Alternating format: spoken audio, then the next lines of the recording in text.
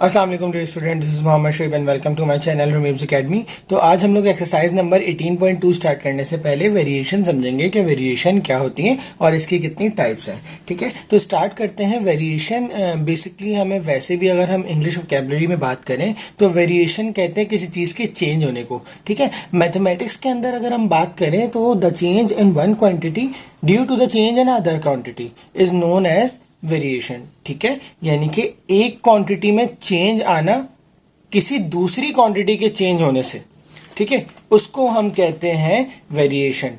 मिसाल के तौर पे जैसे मौसम चेंज होता है, ठीक है, मौसम जब चेंज होता है तो जो ह्यूमन बींग्स होते हैं या जो एनिमल्स होते हैं उनकी जो तबीयत होती है उसमें भी थोड़ा बहुत क्या आता है, चेंज आता है।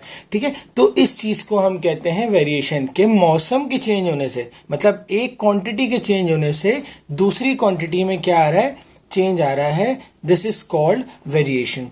ठीक है, अब वेरिएशन होती है दो किस्म की, एक कहलाती है डायरेक्ट वेरिएशन और एक कहलाती है इनवर्स वेरिएशन। ठीक है, अगर हम डायरेक्ट वेरिएशन की बात करें तो आप लोग बुक में देखेंगे इसकी जो डेफिनेशन है डायरेक्ट वेरिएशन की, वो ये है कि if two quantities A and B, if two quantities A and B are so related that when A increases, इसकी बात कर रहे हैं। ठीक है, अगर मेरे पास दो क्वांटिटीज है A एंड B, ठीक है, ये एक दूसरे से इस तरीके से रिलेट कर रही हैं कि अगर A इंक्रीज करती है, ठीक है, या फिर A डिक्रीज करती है, A इंक्रीज करे या फिर A डिक्रीज करे in given ratio, then B will also increase और decrease in the same ratio. तो फिर B भी जो है वो सेम रेशियो में क्या करेगी, इंक्रीज और डिक्रीज करेगी। ठीक है, इस वेरिएशन को हम डायरेक्ट वेरिएशन भी कहते हैं। ठीक है, अब लेट सपोज इसको हम लिखेंगे कैसे, इसको हम रिप्रेजेंट कैसे करेंगे, तो इसको लिखने का तरीका ये होता है कि मिसाल के तौर पे एक क्वांटिटी है A, एक क्वांटिटी है B, जिसको मैं अब एग्जाम्पल देके समझा रहा हूं कि वो क्वांटिटी कौन सी हो सकती है। जैसे मिसाल के तौर पे हमारे पास जो है वो ये मार्कर है, ठीक है, ये एक मार्कर है, ठीक है, और इसके प्राइस की बात कर लेते हैं। ठीक है, तो मार्कर को मैं रिप्रेजेंट कर रहा हूं X से, ठीक है, किससे, X से, और इसके प्राइस को रिप्रेजेंट कर रहा हूं Y से। ठीक है, तो एक मार्कर है, ठीक है, जिसके प्राइस जो है, एक मार्कर है जिसके प्राइस जो है वो 30 रुपीज है। ठीक है, 30 रुपीज है। ठीक है, इसका मतलब क्या हो गया कि एक मार्कर 30 रुपए का है। ठीक है, अगर दो मार्कर लूंगा तो 60 रुपए के हो जाएंगे, तीन लूंगा तो 90 रुपए के हो जाएंगे। तो इसका मतलब जैसे जैसे X इंक्रीज कर रहा हूं वैसे वैसे Y भी ऑटोमेटिक इंक्रीज हो रहा है। ठीक है, तो इसको लिखने का तरीकाकार क्या होता है, इसको हम लिखते हैं कि X is directly proportional to Y। ठीक है, ये जो सिंबल है ये कहलाता है प्रोपोर्शनैलिटी का साइन। ठीक है, साइन ऑफ प्रोपोर्शनैलिटी। ठीक है, और जब हम एक दूसरे की क्वांटिटीज को एक सामने लिखते हैं एक दूसरे के, तो इसको हम कहते हैं डायरेक्टली प्रोपोर्शनल। ठीक है, तो ये कहलाता है डायरेक्ट वेरिएशन के एक क्वांटिटी को बढ़ाने से दूसरी क्वांटिटी भी क्या हो जाए, इंक्रीज कर जाए। ठीक है, प्रोपोर्शनैलिटी का साइन आपको पता है, हम हटाते हैं तो एक इक्वल्स टू आता है और एक कांस्टेंट टर्म आती है। ठीक है, एक इक्वल्स टू आता है और एक कांस्टेंट टर्म आती है। इस कांस्टेंट टर्म को यहां पर साइंटिस्ट ने या मैथमेटिशियन ने के इस्तेमाल किया है। ठीक है, के और वाई। ठीक है, अब यहां पर मिसाल के तौर पे अगर कांस्टेंट की यहां पर बात करें प्राइस की, प्राइस और मार्केट के दरमियान, तो कांस्टेंट क्या चीज हो सकती है, कांस्टेंट मिसाल के तौर पे मंथ हो सकता है कि भाई इस महीने में तो इसके रेट यही है। ठीक है, कि अगर एक मार्कर लेंगे तो 30 रुपए का होगा, दो मार्कर लेंगे तो 60 रुपए के होंगे। तो मंथ कांस्टेंट है, मिसाल के तौर पर नवंबर कांस्टेंट है। लेकिन अगर नवंबर चेंज हो जाता है, महंगाई आ जाती है या थोड़ी सी सस्ताई हो जाती है चीजों के ऊपर, तो फिर वैल्यूज क्या हो जाएंगी, चेंज हो जाएंगी। तो इसलिए यहां पर जो है वो कांस्टेंट हम यूज करते हैं कि किसी एक चीज के कांस्टेंट होने पर दो चीजें क्या होंगी, डायरेक्ट प्रोपोर्शन एक दूसरे के साथ कैरी करेंगी। ठीक है, इस चीज को हम कहते हैं डायरेक्ट वेरिएशन। अब मिसाल के तौर पे एक तो तरीकेकार ये हो गया, ये आप लोग अपने पास फॉलो कर लें, लिख लें कि ये तरीका लिखने का X इज इक्वल टू के वाई, और ये मोस्टली यूज होगा हमारी एक्सरसाइज 18.2 में। ठीक है, लेकिन एक और तरीका भी है, वो क्या है, अब एक मार्कर 30 रुपए का, तो दो कितने के होगा, 60 के, तीन कितने के होगा, 90 रुपए के। ठीक है, तो जब दो या दो से ज्यादा क्वांटिटीज आ जाती हैं तो फिर हम x को x तो नहीं लिख सकते, जाहिर बात है इसको लिखेंगे x1, इसको लिखेंगे x2, इसको लिखेंगे x3, और इसी तरीके से इसको लिखेंगे y1, इसको लिखेंगे y2, इसको लिखेंगे y3। तो अब इस सिचुएशन में हम क्या करते हैं, अब देखिए ये x is equals to ky है ना, तो ये हो जाएगा x upon y equals to k। तो ये इक्वेशन ऐसे भी लिखी जा सकती है, तो दोनों मेथड इस्तेमाल होंगे, ठीक है। अब यहां पर आ जाए तो अब यहां पर दो टर्म्स आ गई, तो इसको हम इसी फॉर्म में लिखेंगे ऐसे करके, x1 over y1 is equals to x2 over y2 is equals to k, और अगर x3 होगा तो x3 भी लिख देंगे। तो मतलब ये सारे के सारे टर्म एक दूसरे के, यानी कि इनके जो रेशियो होंगे वो एक दूसरे के इक्वल होंगे और वो बराबर होगा इनके कांस्टेंट के, ठीक है। तो एक ये तरीकेकार भी लिखना इस्तेमाल हो सकता है जब दो या दो से ज्यादा क्वांटिटीज हो।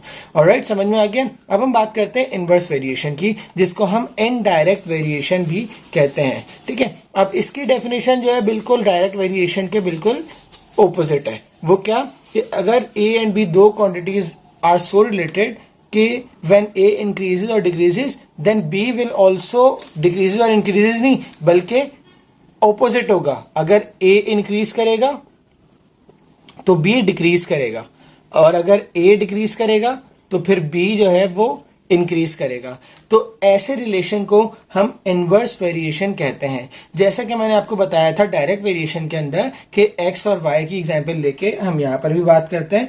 जैसे मिसाल के तौर पे हमारे पास एक जो है वो गाड़ी है, ठीक है, एक व्हीकल है जो कि कुछ स्पीड से चल रही है, ठीक है, और इतना टाइम ले रही है, ठीक है। मिसाल के तौर पे यहां से लेकर यहां तक इसका डिस्टेंस है ए और बी, ठीक है। इसको यहां से लेकर यहां तक जाना है, ट्रैवल करना है। तो इसकी स्पीड जो है वो मिसाल के तौर पे है हमारे पास 20 किलोमीटर पर आवर ले लें, मीटर पर सेकंड ले लें, बस समझाने के लिए बता रहा हूं, तो आप फिगर पे कॉन्सेंट्रेट करें। तो 20 इसकी स्पीड है, ठीक है, और ये टाइम ले रही है 30 मिनट्स फॉर एग्जाम्पल, ठीक है।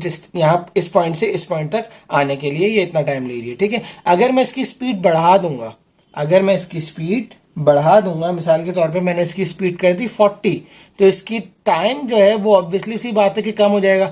भाई एक स्पीड से अगर यहां से यहां तक जाना है जितना टाइम लग रहा है, स्पीड में डबल कर दूंगा तो टाइम भी तो हाफ हो जाएगा ना, सही है, समझ में आ रही है ना बात को।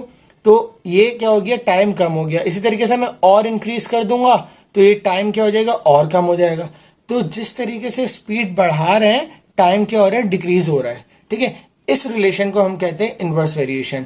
तो अगर ये x है और ये y है तो हम इस रिलेशन को कुछ इस तरीके से लिखते हैं, x is inversely proportional to y। बस यहां पर क्या होता है, हम डिवीजन फॉर्म में लिख देते हैं, एक दूसरे के सामने नहीं लिखते, ठीक है, 1 करके लिखते हैं। तो ऐसे रिलेशन को हम कहते हैं इनवर्स रिलेशन या inversely proportional to each other, ठीक है। अब यहां पर भी यही होगा कि हम इसको हटाएंगे, कांस्टेंट आएगा, कांस्टेंट k कहलाएगा, k अपॉन वाई, और k is equals to x into Y.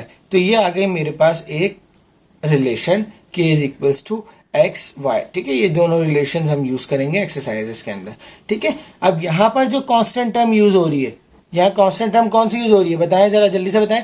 कि स्पीड बढ़ाने से टाइम कम हो रहा है तो कांस्टेंट क्या होना चाहिए, कांस्टेंट होना चाहिए डिस्टेंस, ठीक है। जब तक डिस्टेंस कांस्टेंट नहीं होगा ये चीज एप्लीकेबल नहीं होगी। अब मिसाल के तौर पे भाई 20 स्पीड थी, 30 मिनट ले रहा था इस डिस्टेंस से इस डिस्टेंस पर आने के लिए, ठीक है, इस पॉइंट से इस पॉइंट तक आने के लिए। अगर मैं ये पॉइंट ही बढ़ा दूं और स्पीड तेज कर दूं तो फिर तो इतना टाइम नहीं लगेगा ना, जाहिर बात है टाइम चेंज हो जाएगा। तो हमें इस रिलेशन को फॉलो करने के लिए एक चीज कांस्टेंट रखना जरूरी होती है, और यहां पर वो कांस्टेंट क्या टर्म होगी, वो होगी डिस्टेंस, ठीक है।